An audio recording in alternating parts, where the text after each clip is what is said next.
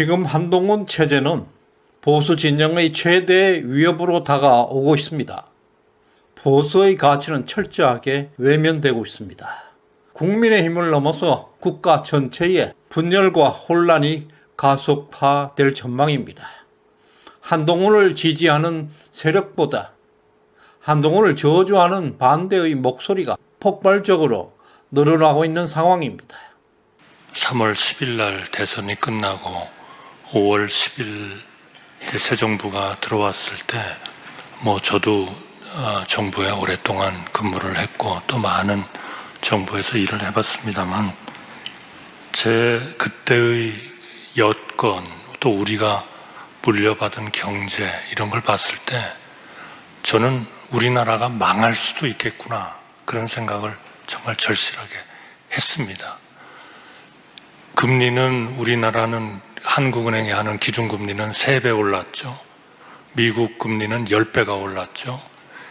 저는 우리나라가 망할 수도 있겠구나 그런 생각을 정말 절실하게 했습니다. 이 같은 상황을 방관할 수가 없습니다. 보수가 통째로 무너질 위험에 직면하고 있습니다.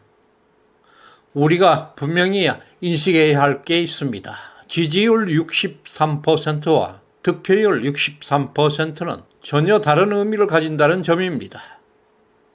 윤석열 대통령의 국정 지지율은 30% 초반대로 나타나고 있습니다.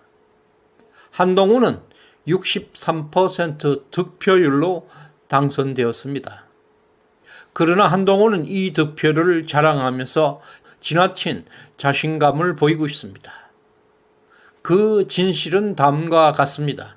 지난주 리얼미터 조사에 따르면 보수 진영을 대상으로 한 윤석열 대통령의 국정 지지율은 긍정 55.6%, 부정 40.3%, 모른다 4.1%로 나타났습니다. 다시 말해서 보수 우파 100명 중에서 56명이 윤 대통령을 지지하고 있습니다. 그러나 한동훈의 당원 득표율은 63%였습니다. 투표율이 48%로 매우 저조했다는 점을 감안할 때 한동훈의 실제 당원 지지율로 환산하게 되면 30%에 불과합니다. 이것이 의미하는 것은 한동훈을 지지하는 사람이 1명 늘어날 때 한동훈을 반대하는 사람은 3.3명 이상 증가한다는 사실입니다. 지금도 위드훈이와 조선일보를 제외하고 SNS상에서는 한동훈을 반대하는 세력이 매우 빠른 속도로 증가하고 있다는 사실을 인식해야 합니다. 한때 법무부 장관 시절 한동훈을 열렬히 지지했던 한 사람으로서 우리는 한동훈 장관에게 무한 신뢰를 보냈었습니다. 그러나 한동훈은 보수와 전혀 다른 사람임을 알게 되었습니다. 현재 한동훈은 고쳐쓰기 어려울 정도로 좌파 이념에 깊이 빠져 있습니다. 지금도 가면을 벗지 않고 있습니다. 끝까지 우파로 위장하고 우리들을 속이고 있습니다. 보수주의는 대한민국을 번역시킨 역사와 전통을 가진 이념입니다. 우리 보수는 뿌리 깊은 나무입니다. 바람에 흔들리지 않습니다. 이제 한동훈은 당대표 3주차에 접어들고 있습니다. 짧은 기간이었지만 한동훈은 이재명과 똑같은 행보를 보이고 있습니다. 지난 8월 5일 국민의힘 최고회의에서 한동훈 대표는 폭염으로 고통받는 서민들을 위해서 현금성 25억 지원법과 전기료 인하를 제안했습니다. 그러나 추경호 원내대표와 김재원 최고위원은 면전에서 그 제안을 거절했습니다. 이 사건에 대해서 한동훈 대표의 리더십이 크게 타격을 받았다. 정말 쪽팔린다는 등으로 평가하는 분들도 있습니다. 이것은 한동훈의 저급한 현실인식을 보여주는 사건이었습니다. 이것은 이념의 문제이기 때문에 심각한 문제입니다. 윤석열 정부의 국정 철학은 국가 정상화입니다. 그 국가 정상화의 가장 중요한 아젠다는 바로 국가 재정 건전성입니다. 나라 곳간이 텅텅 비어 있습니다. 한덕수 총리가 한 달 전쯤에 나라가 망할 수도 있겠구나 라고 말을 했습니다. 한 총리는 경제 전문가입니다.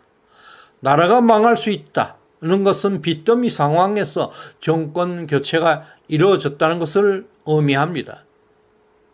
문재인 정권은 시장 원리를 깡그리 무시했습니다.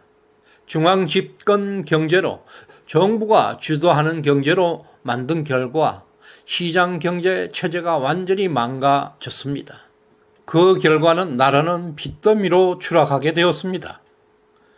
윤석열 정부의 국정 기조는 작은 정부를 지향하고 있습니다.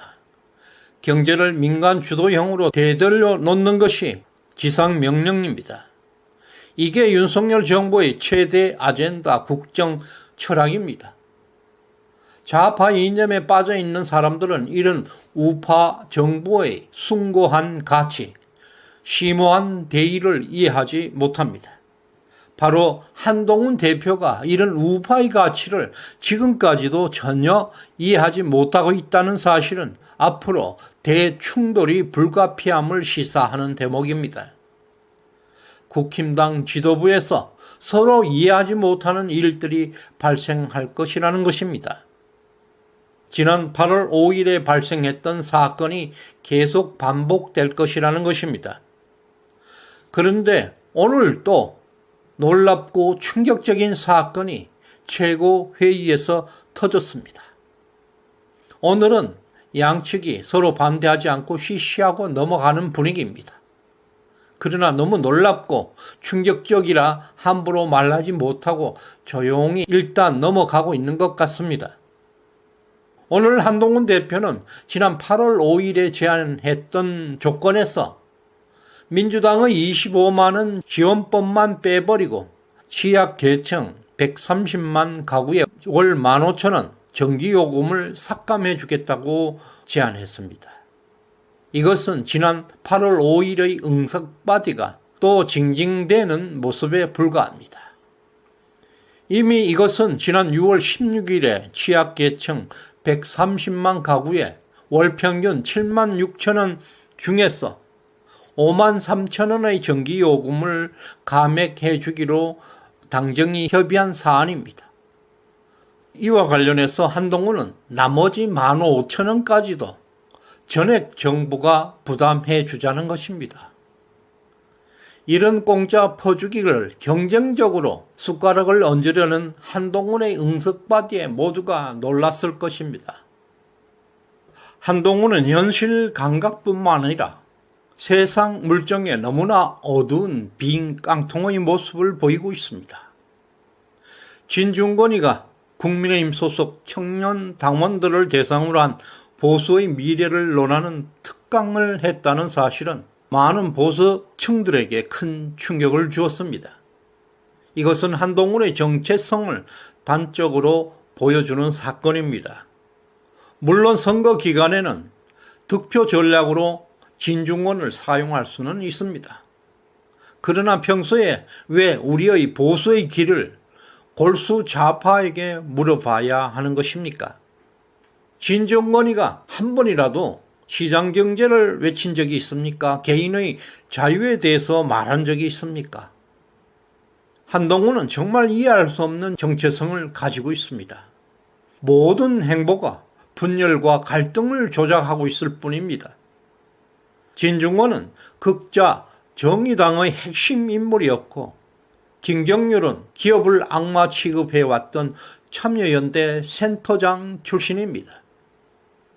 이런 사람들에게 보수파 정책을 상의하고 아직도 이들을 쳐내지 못하고 있습니다. 지금 우리는 보수의 가치를 지켜내야 하는 중대한 순간에 서 있습니다.